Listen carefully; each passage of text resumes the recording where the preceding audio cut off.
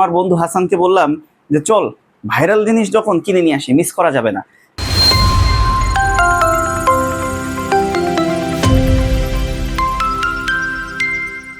আসসালামু আলাইকুম। আমার হাতে যে আতরটা দেখছেন, এটা আলোচিত এবং ভাইরাল একটা আতর, ভ্যাম্পায়ার ব্লাড। গত 2-3 দিন যাবত আমি ফেসবুক যখনই স্ক্রল করতেছি তখনই এই আতরটার বিজ্ঞাপন আমার সামনে আসতেছে। আমি পরে হাসানকে বললাম, আমার বন্ধু হাসানকে বললাম যে চল ভাইরাল জিনিস যখন কিনে নিয়ে আসি, মিস করা যাবে না। তো আমার বন্ধু হাসানকে নিয়ে আমি আতরের দোকানে গেলাম, যে আমি এই আতরটা 100 টাকায় কিনে নিয়ে আসলাম। আমি এই আতরটা কিনতে 100 টাকা ব্যয় করলাম। এখন আমার বন্ধু আমার সাথে গেল, সে তো আসলে প্রথমে বুঝতে পারেনি যে এই আতরটা আসলে আমার দাম এত নিবে। এখন 100 টাকা যদিও খুব বেশি টাকা না, তারপর আতর হিসেবে এটা অনেকের কাছেই বেশি। তো এখন আস্তে আস্তে সে আমারে বলছে, তুই না 2 দিন আগে একটা আতর কিনলি? আমি বলছি, হ্যাঁ কিনলাম, তাতে সমস্যা কি? বলছে, তুই এত খরচ করিস কেন? এখন সে বলল কি, তুই এত খরচ কেন করিস? আমি বললাম, আমি খরচ কোথায় করলাম, আমি তো ব্যয় করলাম। সে বলে, কি বলিস, ব্যয় আর খরচ আলাদা নাকি? আমি বলছি কি, হ্যাঁ আলাদা তো, তুই জানিস না? ব্যয় আর খরচ সেম জিনিস না। ও বললো, সারা জীবন আমি জেনে আসছি ব্যয় আর খরচ সেম জিনিস, এখন তুই এটা কি বলিস? এখন আমি তারে বলতেছি যে আই তোরে আমি শেখাই যে ব্যয় আর খরচ কি জিনিস। তো আমি ভাবলাম যে এই জিনিসটা হয়তো বা আপনারাও ঠিকঠাক হয়তো বা নাও জানতে পারেন, আপনাদেরও হয়তো বা ধারণা ব্যয় আর খরচ সেম জিনিস। তাই ভাবলাম আপনাদেরও আমি একটু শেখাই। ধরেন আমি যে আতরটা কিনেছি সেটা 100 টাকা, এবং এটা 100 দিন ব্যবহার করা যাবে। আচ্ছা, তাহলে আতরটার মূল্য কত? এটার মূল্য হচ্ছে 100 টাকা, এবং আতরটা কতদিন ব্যবহার করা যাবে? আতরটা 100 দিন ব্যবহার করা যাবে। তাহলে আতরটা কিনতে আমি যে টাকাটা প্রদান করলাম দোকানদারকে, সেটাই আসলে ব্যয়।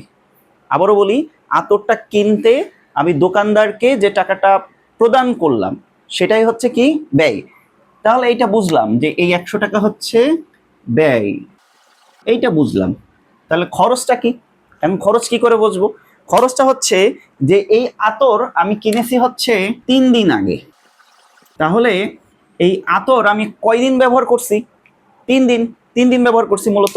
তাহলে খুব ভালো করে লক্ষ্য করেন, আতরটার দাম 100 টাকা, এবং আমি ধারণা করতেছি যে আতরটা আমি 100 দিন ব্যবহার করব। তাহলে প্রতিদিন ব্যবহার করলে, প্রতিদিন যদি ব্যবহার করি, প্রতিদিন ব্যবহার মূল্য 1 টাকা। তার মানে আমি যদি আতরটা একদিন ব্যবহার করি তাহলে আমার 1 টাকা খরচ হচ্ছে বা 1 টাকা ব্যয় হচ্ছে। আমি এটা কনফিউশন ক্লিয়ার করে দিচ্ছি। যে 1 টাকা, আমার 1 টাকা চলে যাচ্ছে। এখন যদি 3 দিন আমি এটাকে ব্যবহার করি, 3 দিন ব্যবহার করি, তাহলে আমার 1 গুণ 3 সমান সমান 3 টাকা চলে যাচ্ছে। 3 টাকা চলে যাচ্ছে। তাহলে আমি যেই জিনিসটাকে ব্যবহার করলাম, এই যে 3 টাকা, এটাই হচ্ছে আমার সেই খরচ। তাহলে ক্লিয়ার ব্যাপারটা? তাহলে একটা জিনিস কিনতে আমরা যে টাকাটা দোকানদারকে দেই সেটা হচ্ছে ব্যয়, আর ওই জিনিসটা আমরা যতটুকু ব্যবহার করি ওইটা আসলে কি, ওইটা আসলে খরচ। আমি আবার একটু ক্লিয়ার করে লিখি, ব্যয় সমান সমান হচ্ছে অর্থ প্রদান। কেন? তা প্রাপ্তির জন্য। আর এইটার যেই অংশ আমি ব্যবহার করব, যেই অংশ আমি ব্যবহার করব তাকে বলা হবে হচ্ছে খরচ। আর যেই অংশ ব্যবহার করে নাই, হয়নি, এই অংশটা তাহলে কি?